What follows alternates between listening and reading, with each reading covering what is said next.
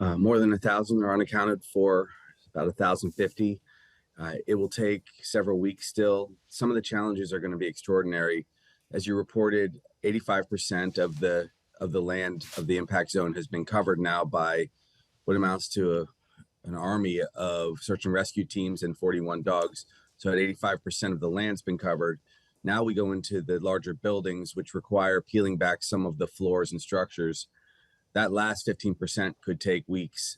We do have extreme concerns that because of the temperature of the fire, the remains of those who have died, in some cases, may be impossible to recover meaningfully. So there are going to be people that are lost forever.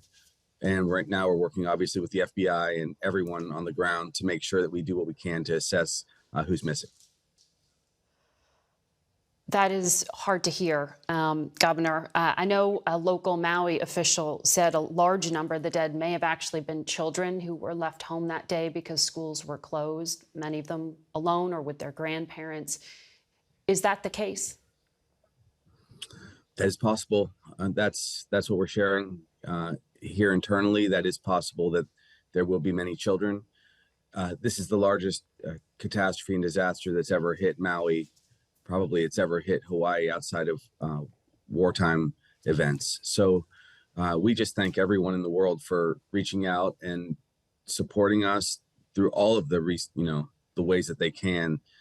Right now, we are trying to make sure everyone is sheltered, and we begin to get all the federal resources we can to make life in some way livable for the survivors. That's where we are at the moment. You know, the National Weather Service had issued a fire watch for your state August 6th, a few days before the fire hit.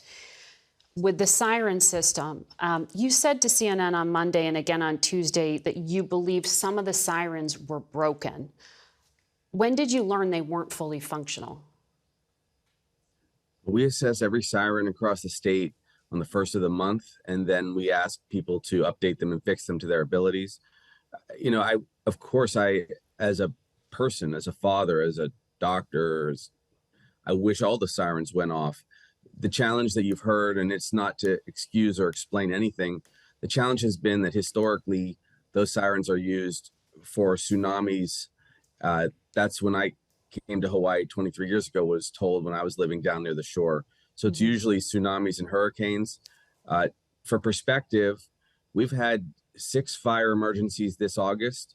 We had 6 fire emergencies between 1953 and 2003. That's how fast things are changing. I know that there is debate out there of whether we should be talking about climate change or not. Yeah. Well, let's be real, world. Climate change is here. We are in the midst of it with a hotter planet and fiercer storms. Right. And you asked the question, I'm coming back to it right now.